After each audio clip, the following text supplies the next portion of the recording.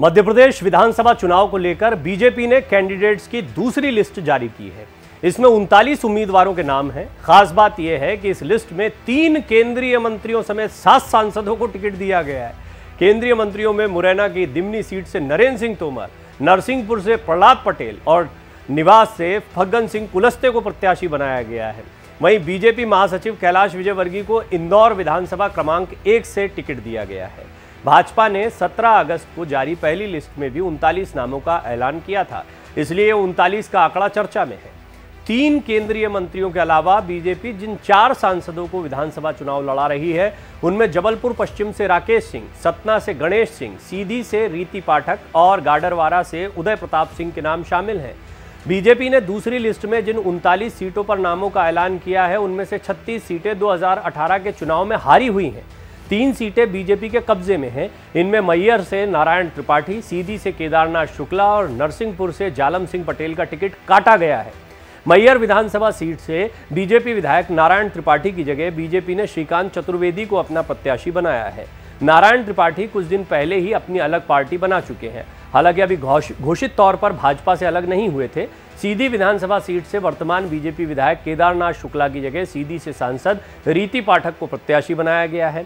सीधी में पेशाब कांड के बाद कांग्रेस बीजेपी विधायक केदारनाथ शुक्ला पर हमलावर थी। वो पेशाब कांड के आरोपी को केदारनाथ शुक्ला से जुड़ा बताती रही। भाजपा की दूसरी लिस्ट में 7 पूर्व विधायकों के नाम भी हैं। इनमें श्योपुर से दुर्गालाल विजय, मुरैना से रघुराज कंसाना, सेवड़ा से प्रदीप अग्रवाल, डबरा से इमरती देवी, करेरा से रमेश खटीक, कोतमा से दिलीप जायसवाल, सियावल विश्वामित्र पाठक, जुन्नारदेव से नत्थन शाह, खिलचीपुर से हजारी लाल दांगी, थानला से कल सिंह भाबर, देपालपुर से मनोज पटेल और सैलाना से संगीता चारेल का नाम है। बीजेपी की दूसरी लिस्ट में पूर्व प्रधानमंत्री अटल बिहारी वाजपेयी के भांजे अनूप मिश्रा का टिकट काट दिया गया है। ग्वालियर जिले की भितरवार सीट पर 2018 में पूर्व पीएम अटल बिहारी वाजपेयी के भांजे अनूप मिश्रा चुनाव लड़े थे, लेकिन वो 12,130 वोटों से चुनाव हार गए थे। बीजेपी ने इस सीट पर अनूप मिश्रा के बजाय केंद्रीय मंत्री ज्योतिरादित्य सिंधिया के करीबी मोहन सिंह राठौड़ को उतारा है। करेरा से सिंधिया समर्थक जसवंत जाटव का टिकट कट गया है। 2018 में ये कांग्रेस विधायक चुने गए थे, सिंधिया के साथ भाजपा में आए और 2020 का चुनाव प्रागीलाल से हार गए थे। इस बार इनका टिकट काट दिया गया है। भाजपा ने यहां से रमेश खटीक को प्रत्याशी बनाया है। हालांकि मुरैना से सिंधिया समर्थक रघुराज कसाना और डबरा से इमरती देवी को टिकट मिल गया है। इसके अलावा सिंधिया के करीबी मोहन सिंह राठौड़ को भीतरवार सीट से टिकट दिया गया है। दिग्विजय सिंह के गढ़ राघवगढ़ में बीजेपी ने हीरेंद्र सिंह बंटी को उम्मीदवार बनाया है। इनके पिता मूल सिंह विधायक रह चुके हैं। हीरेंद्र भी दिग्विजय के करीबी रहे हैं। ये 1.5 साल पहले ही बीजेपी में शामिल हुए थे। अभी राघवगढ़ में दिग्विजय सिंह के बेटे जयवर्धन सिंह कांग्रेस से विधायक हैं। नेता प्रतिपक्ष डॉक्टर गोविंद सिंह के सामने बीजेपी ने बहुजन समाज पार्टी से आए अम्बरीश शर्मा गुड्डू को उतारा है। 2018 के विधानसभा चुनाव में अम्बरीश ने बसपा के टिकट पर चुनाव लड़ा था और 31,000 वोट पाकर तीसरे नंबर पर रहे थे। अब उन्हें बीजेपी ने उम्मीदवार बनाया है। बीजेपी की दूसरी सूची पर प्रदेश कांग्रेस अध्यक्ष कमलनाथ ने तंज भी कसा है। उन्होंने कहा कि भाजपा प्रत्याशियों की ये सूची भाजपा की आंतरिक हार पर पक्की मुहर है। बीजेपी की दूसरी लिस्ट जारी होने पर पीसीसी चीफ कमलनाथ ने ट्वीट कर कहा, भाजपा ने मध्य प्रदेश में अपने सांसदों को विधानसभा के टिकट देकर साबित कर दिया है कि वो न तो 2023 के विधानसभा चुनाव में जीत रही है और न ही 2024 के लोकसभा चुनाव में। इसका सीधा अर्थ ये हुआ कि भाजपा ये मान चुकी है एक पार्टी के रूप में तो वो इतना बदनाम हो चुकी है और चुनाव नहीं जीत रही है, तो फिर क्यों ना तथाकथित बड़े नामों पर ही दांव लगाकर देखा जाए। उन्होंने आगे लिखा, अपने को दुनिया की सबसे बड़ी पार्टी कहने वाली भाजपा को जब ये दिन देखने पड़ रहे हैं, उसको लड़वाने के लिए उम्मीदवार ही नहीं मिल रहे हैं, तो फिर वोट देने वाले कहां से मिलेंगे।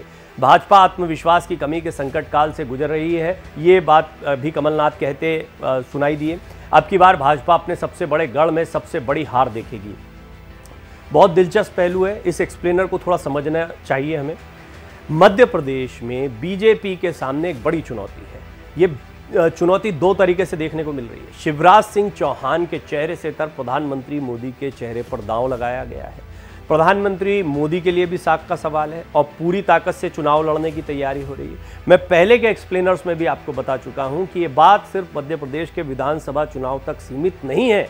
ये तैयारी चल रही है 2024 के लोकसभा चुनाव की। और ये जो बड़े बड़े चेहरे उतारे जा रहे हैं, इनकी भी आगे की भूमिका क्या रहेगी, कितना मजबूती से ये लड़ पाते हैं और अपनी सीटों पर कैसा प्रदर्शन करते हैं, ये कई आसपास की सीटों को भी प्रभावित करता है, पहली चीज। दूसरा ये है कि लोकसभा चुनाव के लिहाज से भी ये अपनी जमीन मजबूत कर पाएंगे, यानी अभी से लोकसभा चुनाव की तैयारियों में जुट गई है बीजेपी। ये बात सही है, प्रश्न तो खड़े होंगे कि जब विधानसभा चुनाव हो रहे हैं तो विधानसभा चुनाव में क्या विधायक स्तर के नेता नहीं मिले, या स्थानीय स्तर पर बीजेपी को सचमुच चुनौती लग रही है कि उसने बड़े बड़े दिग्गजों को उतार दिया है, कई सांसदों को उतारा गया है और कैलाश विजयवर्गीय जैसे चेहरे को उतारा गया है। कैलाश विजयवर्गीय हालांकि विधायक रहे हैं पहले भी, ऐसा नहीं है कि वो विधायक नहीं रहे हैं या उनके लिए कोई नई बात होगी क्रमांक 1 से लड़ना, लेकिन अब आकाश विजयवर्गीय जो उनके बेटे हैं वो राजनीति में आ चुके हैं, राष्ट्रीय महासचिव के तौर पर जिम्मेदारियां संभालते रहे, बंगाल के प्रभारी रहे कैलाश विजयवर्गीय, उनको दोबारा उतारा गया, तो उनको भी उसी श्रेणी में रखा जा रहा है कि राष्ट्रीय स्तर के नेताओं को मध्य प्रदेश के विधानसभा चुनाव में झोंका गया। इसलिए कमलनाथ को एक मौका मिल गया। समीकरण बहुत दिलचस्प है। पिछली बार ही ये तय हो गया था कि बीजेपी की जो लहर चली आ रही थी मध्य प्रदेश में, जो मजबूत किला बना हुआ था, वो ढह गया था। हालांकि यहाँ पर टक्कर देने में बीजेपी कामयाब रही थी, बहुत बड़ा क्लोज मुकाबला था, फिर भी निर्दलीयों और अन्य दलों के सहयोग से कांग्रेस ने सरकार बना ली थी। कमलनाथ की सरकार चल भी रही थी, लेकिन फिर ज्योतिरादित्य सिंधिया की नाराजगी, उनकी बगावत, कई विधायकों का छोड़कर जाना, ये सरकार को गिरा गया था और फिर शिवराज सिंह चौहान को मौका मिल गया। तो शिवराज सिंह एक बार फिर मुख्यमंत्री तो बन गए, लेकिन यहाँ पर क्रेडिट उनको नहीं दिया गया और यह तभी से तय माना जा रहा था।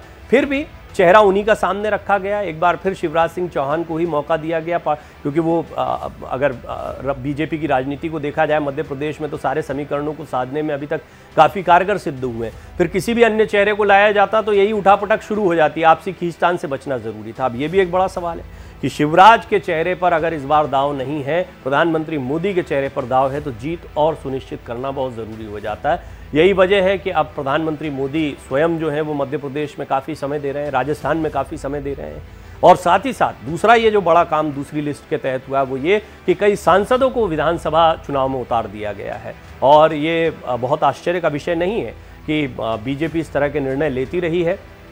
वो किसी भी हालत में मध्य प्रदेश का चुनाव नहीं हारना चाहते हैं। एंटी इनकम्बेंसी हो, बीच में सरकार गिरने के बाद में जो डेंट लगने की बात कही जा रही थी, कई लोगों ने हाल के दिनों में पाला बदला है। ज्योतिरादित्य सिंधिया के आने के बाद भी समीकरणों में कुछ बदलाव देखने को मिलता है। कई बड़े कांग्रेसी जो हैं वो बीजेपी में शामिल हो गए, इससे बीजेपी में अंदरूनी उठापटक शुरू हो गई। कई पुराने नेता नाराज हो गए थे और वो ये कहने लगे थे कि बीजेपी की परिपाटी नहीं रही है। तो कुल मिलाकर मध्य प्रदेश में बीजेपी में बहुत सारे एक्सपेरिमेंट हुए, बहुत सारे झंझावातों से बीजेपी गुजरी है। निश्चित तौर पर ये वाला चुनाव उनके लिए चुनौतीपूर्ण दिखाई दे रहा है। खासतौर पर कर्नाटक और मध्य प्रदेश को बहुत कंपेयर किया जाता है। इसकी कई सारी वजह हैं। एक तो मुद्दे लगभग एक जैसे होते हैं, सीटों का समीकरण या सीटों के लिहाज से राज्यों को देखा जाए तो बराबर राज्य दिखाई पड़ते हैं।